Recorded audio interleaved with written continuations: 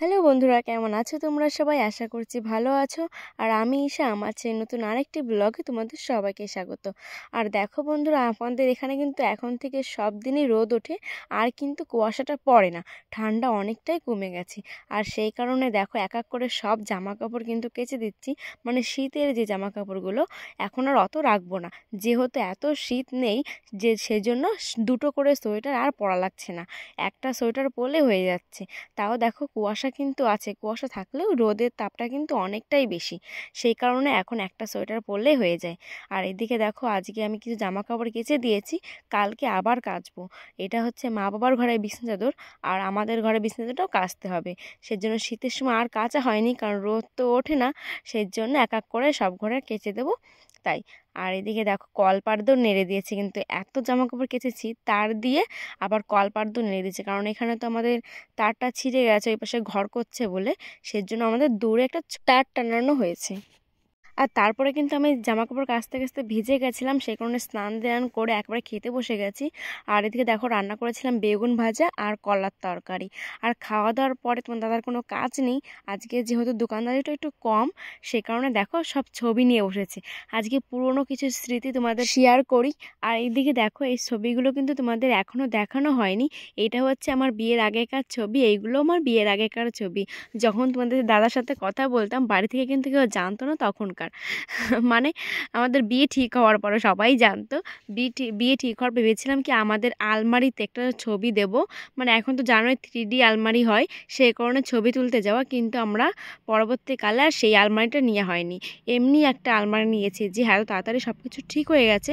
আগের থেকে জানা থাকলে কিন্তু আমাদের সেই আলমারিটাই নেওয়া হতো, সেই কারণে খালি খালি ছবিটাই আমাদের তোলা হয়েছে, আর আলমারি কিন্তু নেওয়া হয়নি।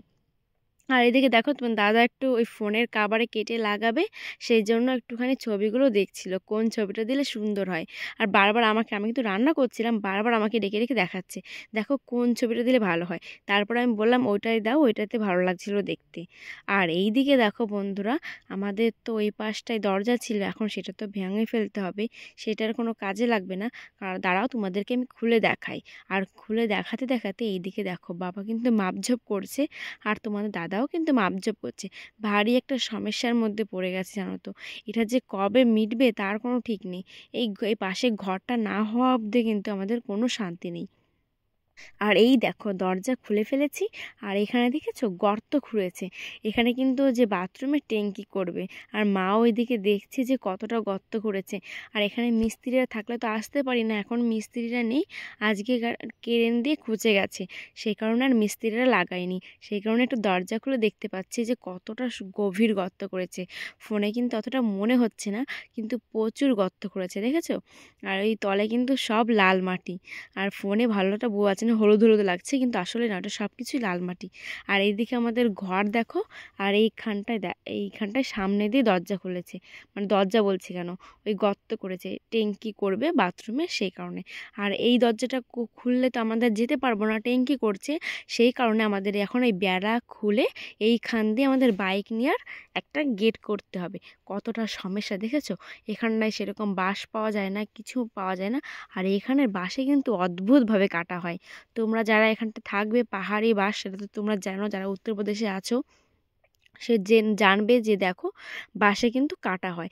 এটা কিন্তু আমি এখানে এসেই জানতে পেরেছি যে বাঁশে কাটা হয়, তার আগে কিন্তু জানতাম না। জানবোই বা কী করে বলো বন্ধুরা, আমাদের ওখানে তো হয় না বাঁশে কাটা। আর এইদিকে দেখো তোমাদের টুক করে একটু মিষ্টির দোকানটা দেখিয়ে দিই, আমাদের কাউন্টারটা, এখানটা তো সামনে রাস্তায় আসাই হয় না।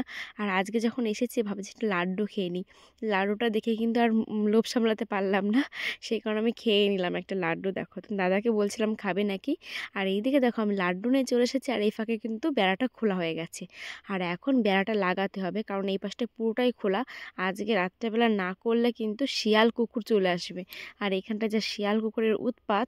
আর এই দিকে দেখো বন্ধুরা একটা ঘোড়া, এই ঘোড়াটা কিন্তু এখানে দাঁড়িয়েছিল, আমি যখন ওই লাড্ডু খেতে গেছিলাম তখনই আসছিল, তাই ভাবলাম কাছে আসুক তারপরে তোমাদের দেখাবো।